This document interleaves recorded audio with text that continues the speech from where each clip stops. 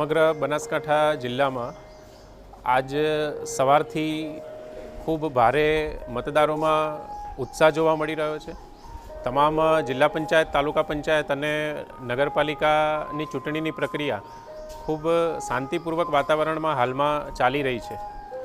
સવારે 9 વાગ્યા સુધીમાં તાલુકા પંચાયત અને જિલ્લા પંચાયત માટે અંદાજિત 13.51% જેટલું મતદાન થયું છે, જેમાં સૌથી વધારે હળાદ તાલુકા પંચાયતમાં 17.52% જેટલું મતદાન થયું છે, જ્યારે નગરપાલિકામાં ઓવરઓલ 8.37% જેટલું મતદાન સવારે 9 વાગ્યા સુધીમાં થયું છે, તથા સૌથી વધારે ધાનેરા નગરપાલિકામાં સવારે 9 વાગ્યા સુધીમાં અંદાજિત 14% જેટલું મતદાન થયું છે।